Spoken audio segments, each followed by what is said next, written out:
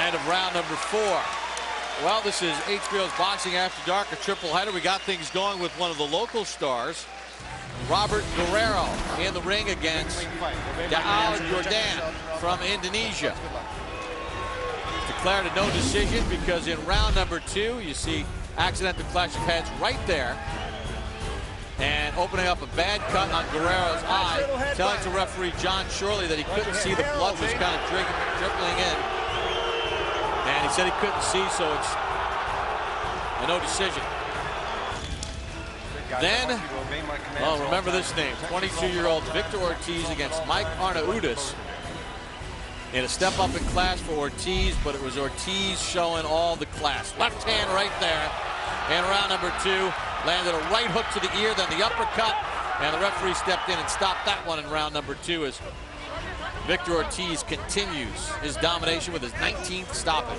Hey, Bob, you think if Kirkland was cut by an accidental headbutt and the referee asked him if he could see, and he was fighting in front of his hometown fans or anywhere, he would say, no, I can't see, I don't want to fight? Box. No. And that's why everyone likes watching James Kirkland, who has the chance to see him fight. Round number 5, scheduled for 10.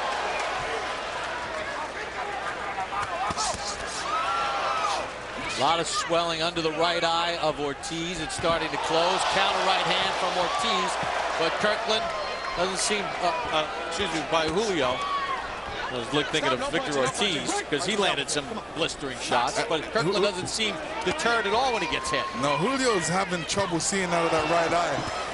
And Julio's getting desperate. He's throwing some bombs right now trying to get Kirkland out of there.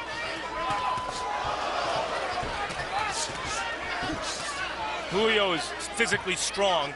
We've seen him in grueling fights take a lot of punishment and remain on his feet. If he can do that against Kirkland, it would be an accomplishment in and of itself the way this fight is going at the moment. They've both landed some vicious shots, but it's Julio that seems to be the one affected by the heavy-handed punching of Kirkland, more so than Kirkland not really being deterred at all by some of these right hands that he eats. Each round, it seems like Julio's being deflated by Kirkland's massive attack and pressure. The other thing to note with that, if you look at that right eye, that cut was caused by a punch in round number 1. Kirkland just digging in, body and head. So his hands are now dropping Kirkland's, which is dangerous. As George Foreman used to always like to point out, when you follow a puncher, which is certainly something Kirkland is doing right now. Yeah, he needs to jab and move that head. You know, it's difficult because when a guy's got great movement and he's moving away from you, you just want to catch him. You want to catch him, but he has to be careful because Julio's pretty wise on his feet, moves very well, and he can always come back with that punch, the right hand, which he has to watch out for. But it's like it's just bouncing off Kirkland and it has no effect. And you wonder if all the punishment that Julio has absorbed has taken some of the zip out of his punches. See, this is where Kirkland, you know, needs to jab. He wants to get in there and work you, but you got to jab your way in. Right here, jab. There you go. And that right eye of Joel Julio is a mess. Kirkland has slowly been, or maybe quickly been breaking Julio down throughout this fight. And yet, to Julio's credit, he does not appear fully broken yet. He's taken a lot of punishment. End of 5, midway point of the bout.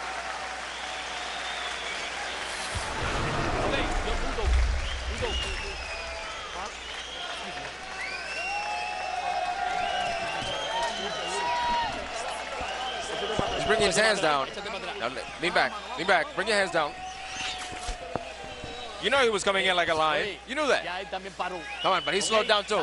He slowed down too. You're doing a good job. Joel, you're doing a good job. Come on, this is half of the fight already. How are you feeling? How are you feeling?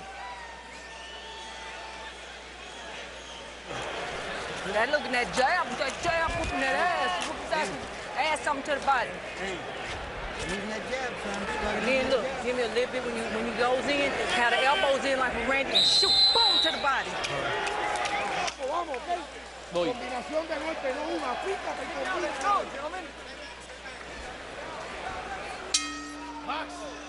We begin round number 6, scheduled for 10.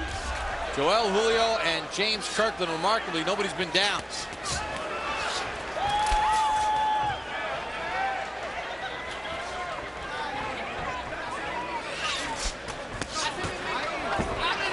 And Julio has landed some pretty impressive punches, and Kirkland's just walking right through him. Yeah, Kirkland wants to set him up, but, you know, he's not setting him up the proper way.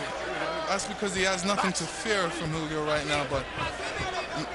Kirkland's ability to take these shots, I think, is a matter of preparation and determination. Physically, mentally, emotionally, he's fully determined, fully committed, and fully prepared.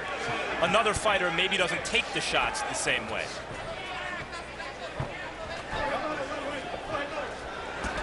Does not use the jab. You heard Ant Wolf say use that jab. You know, Kirkland almost has disdain for his opponent. He just walks right in there, nothing to fear, and he just wants to mix it up. There's a shot to the body. Hook to the chin. Julio's looking to hold, but Kirkland's not allowing it.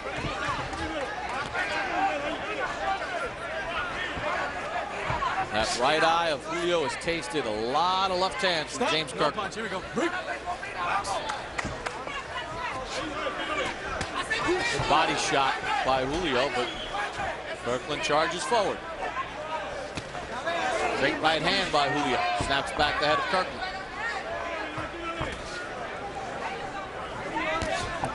See, it's funny.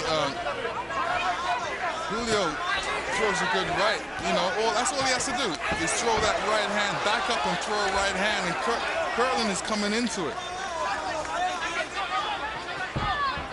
It seems to have no effect, Lennox. Well, it's a bit too late for that. He should have started that in the first couple rounds, but...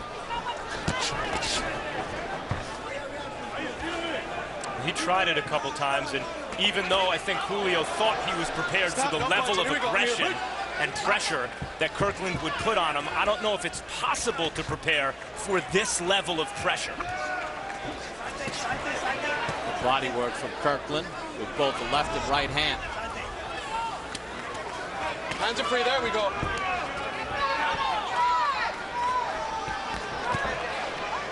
It's just a relentless assault, pressure. Kirkland constantly coming forward, fires a left hand. There we go, fight. 10 seconds, stop at the bell, gentlemen. Julio's trying to ward him off, but Kirkland just keeps coming forward. Left hand by Kirkland. Julio tries to respond at the bell.